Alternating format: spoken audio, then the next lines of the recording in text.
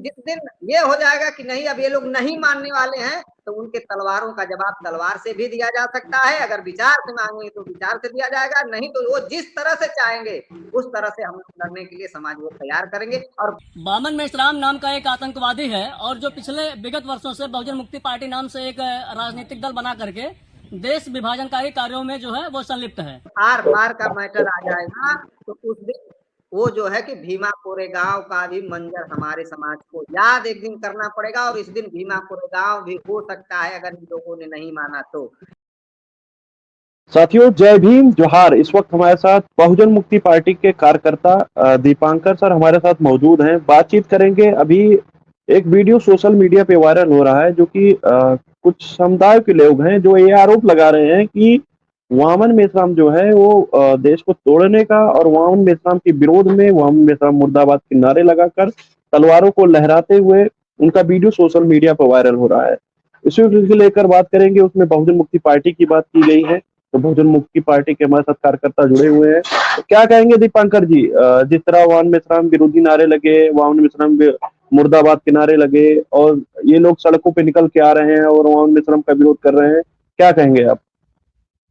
सबसे पहले सर आपको धन्यवाद। और जो ये बातें निकल के आ रही है, लोग वामन मेश्राम साहब के मुर्दाबाद के नारे लगा रहे हैं, तो सबसे पहले तो ये क्लियर होना चाहिए कि अगर वो जिनके बारे में कह रहे हैं उनकी गलती क्या है, उनके द्वारा बताए गए जो भाषण है उसमें क्या कमियां खामियां हैं, वो क्लियर होना चाहिए। अगर मेश्राम साहब गलत कर रहे हैं तो गलत का विरोध होना चाहिए, लेकिन अगर वो सही कह रहे हैं तो कुछ गलत लोग अगर सही का विरोध कर रहे हैं तो कहीं ना कहीं वो लोग गलत हैं। दूसरी बात, शासन प्रशासन में बैठे हुए लोग क्या ये किसी को एक स्वतंत्रता है क्या कि हम तलवार भांजते हुए किसी का विरोध करें?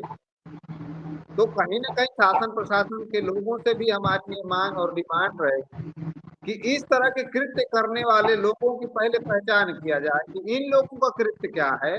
जो अभी किसी प्रकार का अगर वामन मेश्राम साहब ने जो कुछ कहा है तो वो तो ऑथेंटिक उनके पास उसका सबूत है, सबूत के साथ कहते हैं। लेकिन जो लोग मुर्दाबाद के नारे लगा रहे हैं और कह रहे हैं उनके ऊपर ये होगा वो होगा, तो सबसे पहले वो क्लियर करें ना वो कहना क्या चाहते हैं। और जो बीमारी है, सबसे पहले देश को बांटने का काम इन्हीं लोगों ने किया है, देश में ऊंच नीच की खाई इन्हीं लोगों ने खड़ा किया है।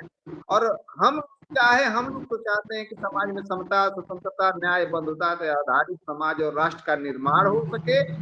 समस्त देश अपने भारत के लोग जो है कि सभी जाति के लोग मिलजुल कर एकजुट होकर के अपने समाज के उत्थान के लिए काम करें। हम तो लोग ऐसा चाहते हैं, वामन मेश्राम साहब भी तो यही चाहते हैं, लेकिन अभी ये कह रहे हैं ऐसे। तो क्या उन्होंने अपने पूर्व के लोगों का कथनी और करनी देखा है क्या? तमाम किस्म की ऐसी घटनाएं बाहर निकल के आ रही है।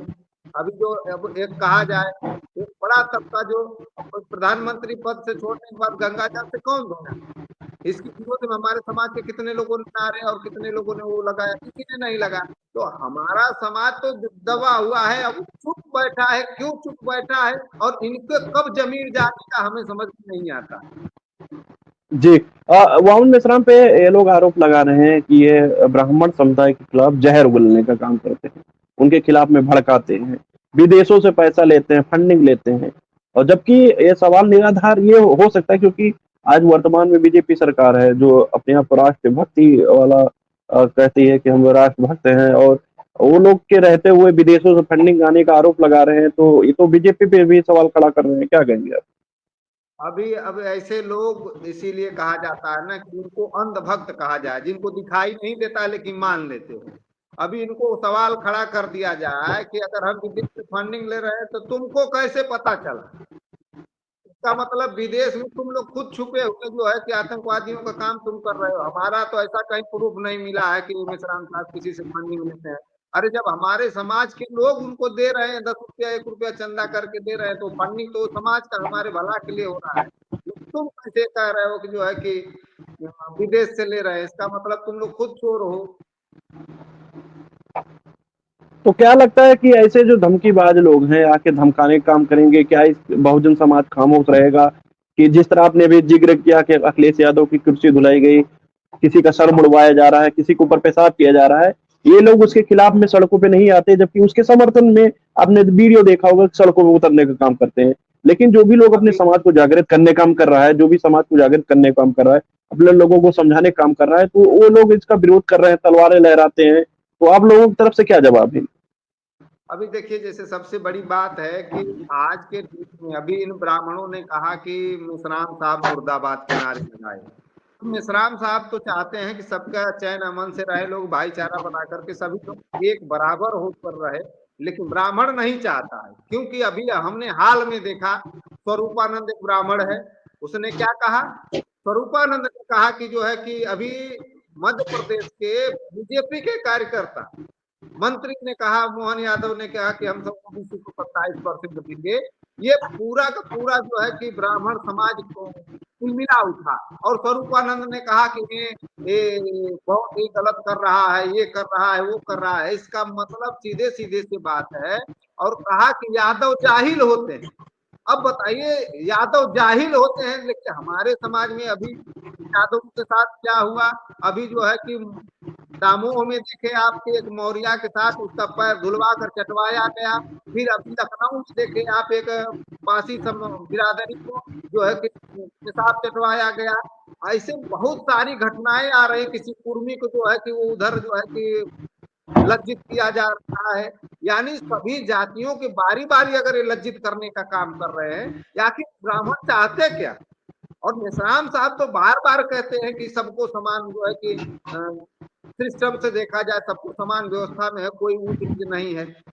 वो इसकी भावना ये ब्राह्मण लोग देख रहे हैं और वही उसके खिलाफ आ रहे हैं। तो इस बहुजन समाज के सोचने और समझने की बात है। और उसके खिलाफ अगर ये लोग कहीं खड़े हो, तो आने वाले कल में इनका सत्यानाश तय है, ये कन्फर्म है। जी, अंत में हमारा सवाल ये है कि सर क्या ये लोग धमकी देंगे? क्या बहुजन समाज के लोग खामोश रहेंगे?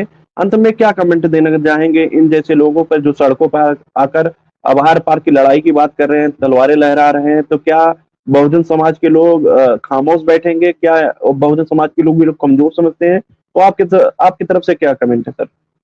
अभी जैसे एक कहावत लोग कहते हैं कि ये समाज जो है बहुजन समाज, जब तक सहन क्षमता इसके अंदर ज्यादा है, इसलिए सहन क्षमता जो है कि वो दिखाता है। लेकिन जब आर पार का मैटर आ जाएगा, तो उस दिन वो जो है कि भीमा कोरेगांव का भी मंजर हमारे समाज को याद एक दिन करना पड़ेगा। और इस दिन भीमा कोरेगांव भी हो सकता है अगर इन लोगों ने नहीं माना तो।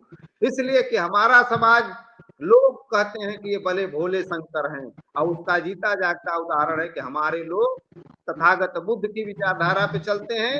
लेकिन जिस दिन ये हो जाएगा कि नहीं, अब ये लोग नहीं मानने वाले हैं, तो उनके तलवारों का जवाब तलवार से भी दिया जा सकता है। अगर विचार से मांगेंगे तो विचार से दिया जाएगा, नहीं तो वो जिस तरह से चाहेंगे उस तरह से हम लोग लड़ने के लिए समाज को तैयार करेंगे। और बहुजन समाज को भी हम ये कहेंगे कि बहुजन समाज के लोगों, तुम कब जागोगे, तुम्हारा जमीन कब जगेगा? क्या सब कुछ खत्म हो जाने के बाद जगोगे? ना वही होगा कि ना तुम घर के रहोगे ना घाट के रहोगे। इसलिए मैं बहुजन समाज को यही कहूंगा, कम से कम वो अपने जमीन और अपने अधिकार, अपने व्यक्तित्व को समझे और पहचाने, नहीं तो आने वाला कल उनके हाथ से निकल। जी, तो साथियों हमारे साथ दीपांकर जी हमारे साथ मौजूद थे, बहुजन मुक्ति पार्टी के कार्यकर्ता हैं। साथियों जिस तरह आप लोग देख रहे हैं कि ये लोग आकर समाज में किसी व्यक्ति जो समाज को जागृत करने का काम कर रहा है उस पर आरोप लगाते हैं, निराधार आरोप लगाते हैं कि ये इसका विरोध करते हैं, उसका विरोध करते हैं।